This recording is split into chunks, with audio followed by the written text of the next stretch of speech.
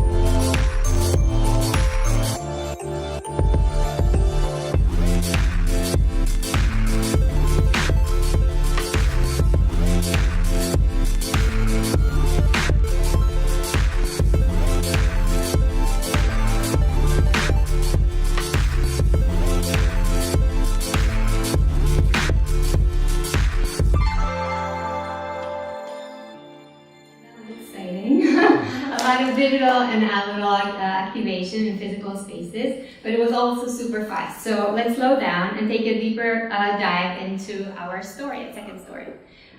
So you are all story coders. We all love stories. Good stories have more than a point of view. They have a message. They are tools of engagement. And today, I would like to focus my talk on the story behind Second Story and how I became part of the story. A lot of story. And like many stories, also this story evolves along a few chapters. My story, Second Story, and the Second Story. So chapter 1, my story. In my story, designing interactive experiences in physical spaces was always a second nature, even before joining Second Story.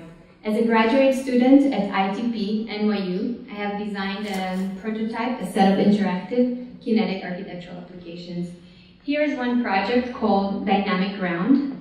As users step on this floor, it responds to their movement in a dynamic manner, almost like a living organism.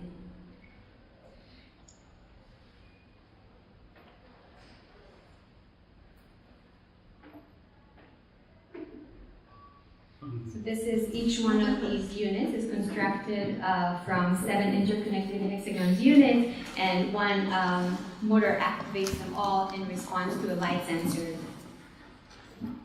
Here's another project that explored the creation of interactive environments. This time, the user is surrounded by an immersive digital environment and can interact with it through a tangible interface, a big physical crank.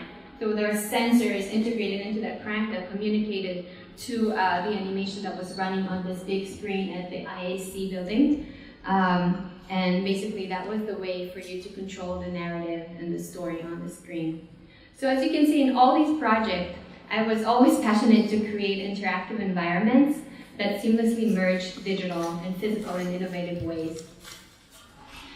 But my first story as a designer of interactive experiences that is engaged in problem solving and transforming my surrounding environments starts way before when I was a little kid, the shortest kid in the class, right?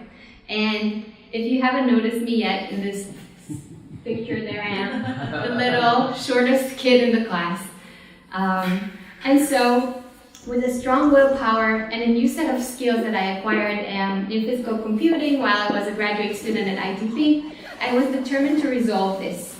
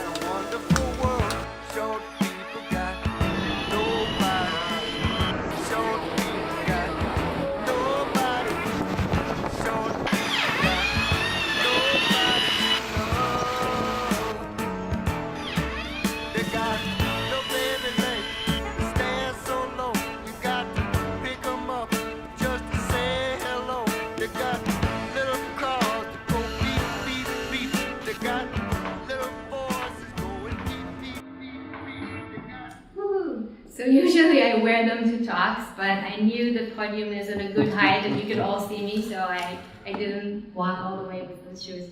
But so this project and the project itself were all this kind of my way of experiencing myself and my interaction with my surrounding from a completely new perspective.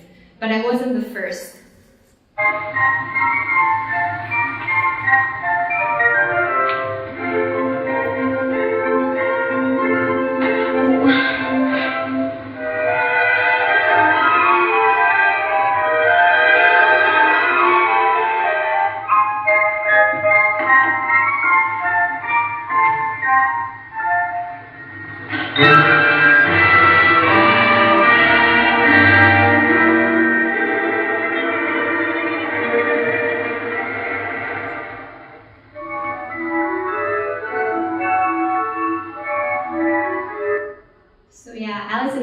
Was the first one to discover ways to shrink and enlarge yourself. And thinking about this movie from 1933, how they created these very simple effects, that was really great. But my message is that this is where my story and Alice's story kind of associates with Second Story.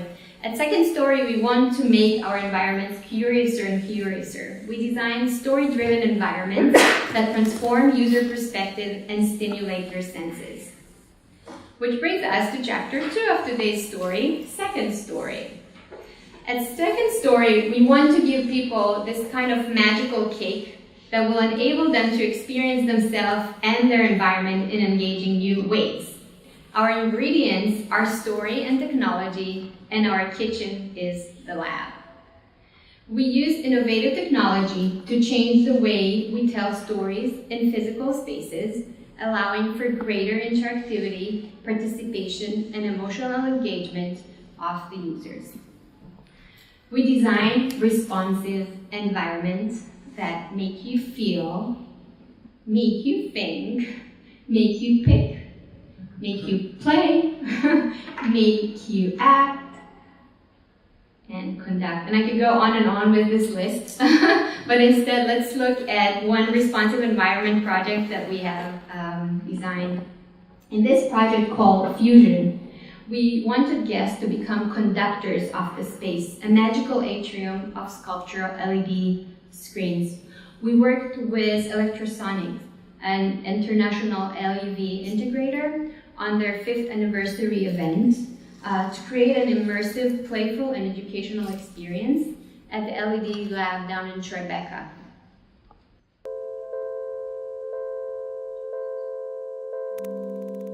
The Electrosonic project was an event in this beautiful space in Tribeca called the LED Lab. It's like an atrium of LED screens, and it showcases the latest and coolest forms of LED technologies. Different living organisms such as fireflies emit light in a very, very similar way to the technology that was developed for the LED. So we were inspired by this similarity. We wanted to treat the whole LED lab as this one continuous environment. We came up with this concept of having this interactive table in the center of the room where we wanted people to really be conductors of the space. Users can actually catch those fireflies and release them to any of the canvases on the space. In addition to serving a fun experience, Electrosonic needed a tool to communicate qualities of the LED screens that they're installing. We emulated the different pixel pitches as a mask above the firefly on the table, so we could communicate to guests what that firefly might look like exactly on the different. So with our human-centric approach, our experience always starts from stepping into the user's shoes and understanding the experience from their point of view, or more literally, the user's hands. So from body storming the user experience and the interface on the whiteboard, to storyboarding the experience flow, we kind of developed this unique experience of generating fireflies on the interactive touch table at the heart of the space. Our process revolves around our lab, as I said, this is where we engage in an interactive prototyping process, exploring new forms of interactive storytelling in physical spaces. So welcome to our lab.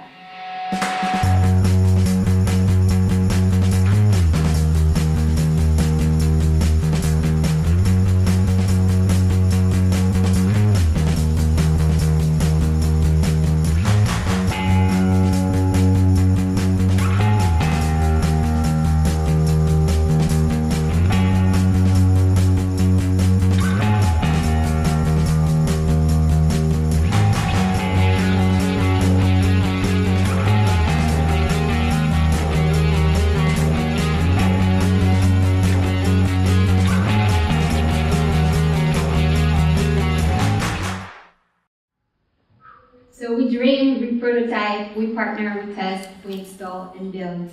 Our process in the lab is cross-disciplinary and very collaborative to ensure that the storytelling, media technology, and physical design all combine seamlessly to create the most engaging user experience.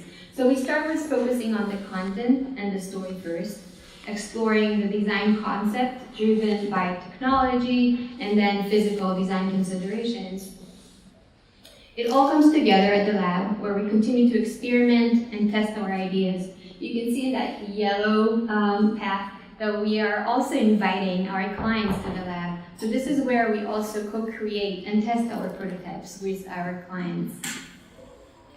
This is an iterative process that serves us well, and the result is a multi-user-centric experience. Now, prototyping is the heart of our lab-driven process, and we divide our prototypes into 3 different types. Experiential prototypes, and it's not like mad science, it's just like a tool for us to understand our process. So experiential prototypes, focusing on the user experience.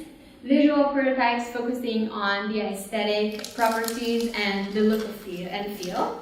And technical prototypes focusing on feasibility and technical considerations.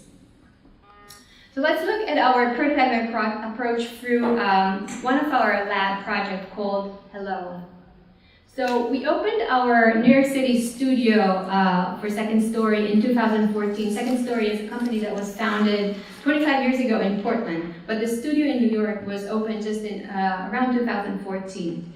And so we wanted to say hello to our visitors in a new way, a unique way for Second Story, to create this unique arrival experience that pushes the boundaries of storytelling and wayfinding in physical spaces.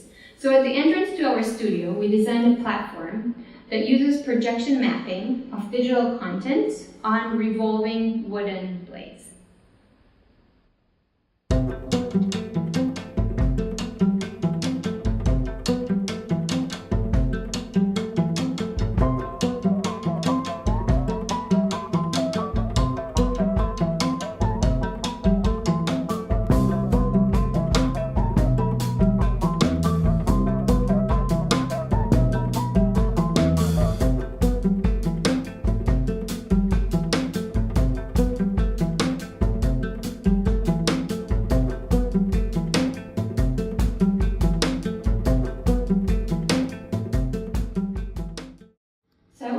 This project in order to us to see those different type of prototypes and how we use them essentially in our process and how eventually they culminated in the Hello project.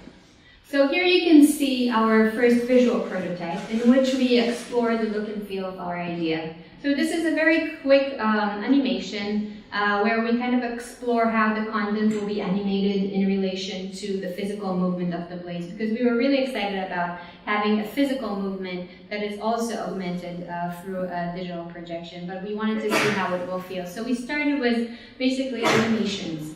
And it was really helpful, but since but since prototyping physical space is core to our process, we quickly stepped away from the screen to explore to scale in physical space.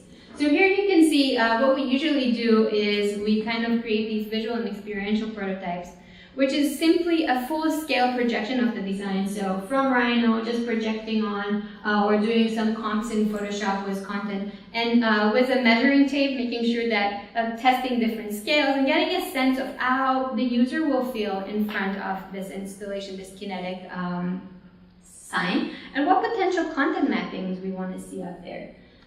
So it's a very quick and nice way to kind of step inside the user's shoe and experience how it will feel for the users.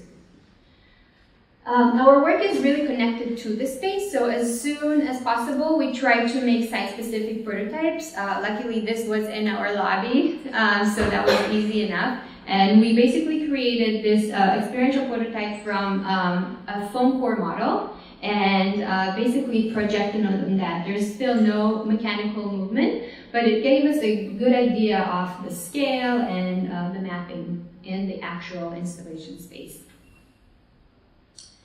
And this is where we start to get a little bit more technical, hooking the servo motors, controlling their movement in Arduino, and programming the corresponding projection mapping via Open Framework. Know that this is just when we moved to our new space, so before we actually had like a proper workshop and tools in place, but sometimes having less is more with prototyping, and cutting foam core can get you a long way. This was a simple technical prototype, stress testing the motor that we have spec'd for the installation. And I'm glad to announce that 2 years later, this installation is still running without replacing any motors, so which shows that technical prototyping goes a long way. Or just we were just very lucky. And last year is another technical prototype for the present sensing of visitors in front of the kinetic sign. So we wanted this to be kinetic but also responsive. So when people step out of the elevator in that lobby space, basically the sign will activate and start moving. So we were exploring different ways to sense here. We were using a webcam and TSPS, which is a toolkit for sensing people in spaces developed by the lab at Rockwell Group, where I used to work before. And all these different prototypes come together to create this interactive experience. So you can see that in our process, we kind of break our idea, our large concept into the different elements, we prototype them, and then in the end it all comes together to the final installation. And we're excited to continue to experiment with this interactive platform. We're exploring new animation for both the movement of the physical blades and the mapped digital content, as you can see here.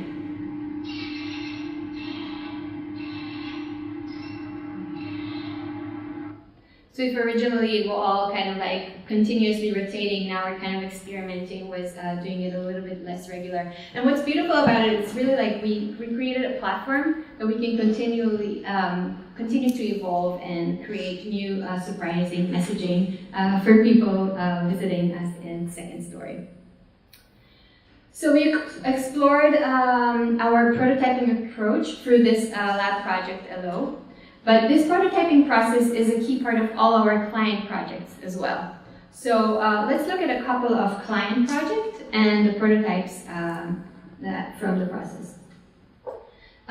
This is a project we did for Custer State Park Visitor Center. We were asked to design interactive experiences that will inspire visitors to explore the wonders of the park. So we spoke with rangers, researched, sketched, collected images, created 3D models of the space, and we proposed a pair of interactive installations that will empower visitors to choose their own adventures in the park. So the first interactive experience was a large topographic map table that was served as an interactive introduction to the Custer's Park iconic journeys and points of interest. So our team got to work to develop this concept, and we built this quick full-scale physical prototype that helped us explore the interaction. So you see, before we dive into too complex digital prototypes or programming, we really find low-tech ways to prototype our ideas, and it's just so much faster and so tangible and so useful. Just body storming around those that printed 2-scale map could give a lot of ideas. So we kind of asked ourselves, how would users explore the map? How would they go about planning the journeys? And how can we make this a more engaging experience? And so, long story short, I'm not taking you through all the storyboards and wireframes in the process, but you can see that how it the final installation. And so, this topo table experience highlights the park's point of interest, and it lets guests personalize their path based on the topics that interest them most. Now, users can explore the journeys and activities in the park through 2 touch screens, actually 3. And this came out of that body storm where we're starting to understand where we should locate them. And something else that came out of this body storm was a very low-tech or kind of like analog digital solution for the map. So instead of like creating a screen there or projection or whatever, we came up with this idea of an analog printed map, very high res, that we integrated LED strips behind. So what's nice is that once you're kind of exploring different journeys or points of interest in the park, it basically highlights those journeys or points of interest with the LED behind the printed part. So there's behind the printed map, sorry. So there's a really unique reveal moment there that you don't expect because you see this analog printed map. The second installation that we proposed was an unconventional interactive that meant to educate visitors about how to safely view the park's famous bison. So it turns out there have been some really dangerous incidents of visitors taking selfies with the wild bisons in the park, and they didn't end very well. So we were challenged to create, or it was more like our idea, to create this bison safety experience that was meant to educate visitors and teach them to recognize the warning signs of an agitated bison and reward them for keeping a safe distance. So in this prototype, we just used a series of JPEGs, images, and we kind of clicked through when the person, it wasn't even like really responsive or interactive. So when this person was kind of walking through closer to the screen, we clicked through those different JPEG images in order to simulate the interaction of like proximity-based content that will educate you about how close is too close to a bison. And here is the final installation. So the installation integrated live action footage with proximity-triggered content based on the reading of the depth sensing cameras that was integrated in those installations. We also added floor graphics because we found that it was a great call to action for users. Kind of a tangible interface that helped visitors understand, again, how close is too close to bison. This project we designed for SF MoMA, we basically designed the space and interactive activations for the photography interpretive gallery at SF MoMA. And the ask was to create a multi-purpose gallery and coffee shop, so this unique hybrid space that will provide visitors with interactive tools to better understand the art of photography, its history, and its connection to their current lives. So we propose 3 interactive activations within the gallery. So let's look at today on one of these activations. So before kind of like showing you again the prototyping process. So in this interactive installation, the idea was to allow guests to explore the impact of photography on California's history by turning a pair of dials. And the reason we wanted to create this dials interface was kind of a nod to the mechanics of old analog cameras that had those dials. So we're really excited about creating this tangible interface. And we started to prototype it to better understand how this interactive interface will work with navigation of the photography content. So we started with a 3D printing of a model of the dial. And next, obviously, we assembled everything. Still, no sensors were integrated. It was more kind of just to get a sense of how a user will interact with this interface.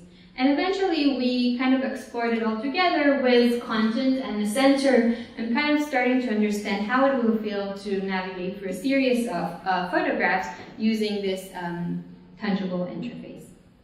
And so here you can see it installed in the gallery. And so the design was surprisingly not too far away from our original prototype. The installation is called The View From Here, and it basically allows the users to navigate through different narratives using this style interface.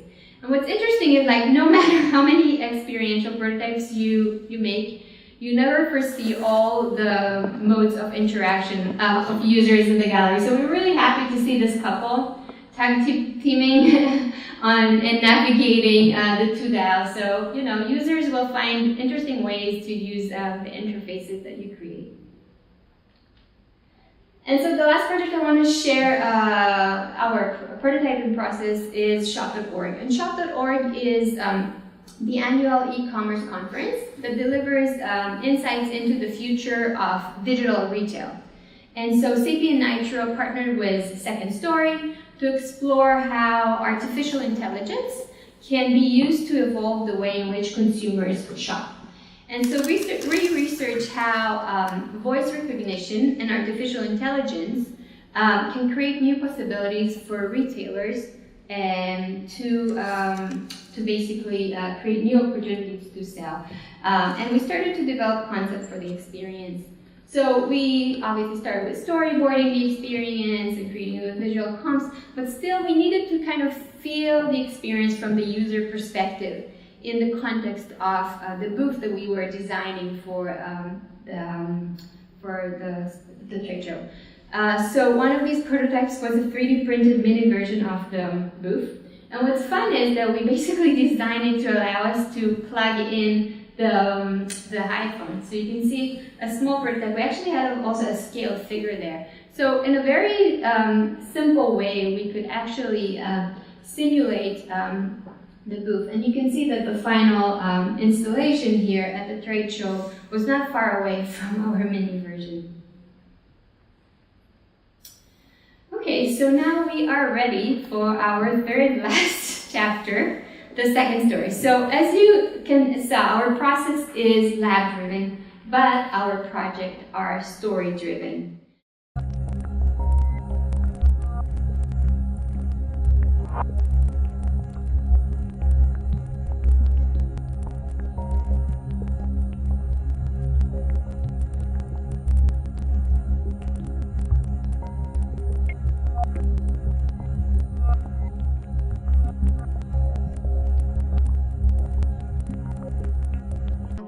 A knowing feeling overwhelmed me.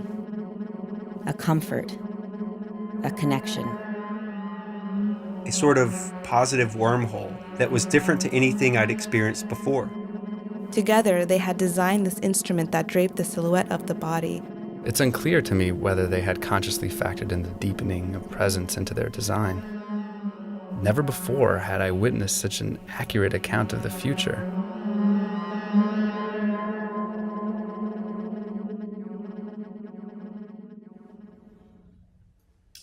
So to understand more the second story experience, we basically interviewed some of the Tribeca Film Festival attendees.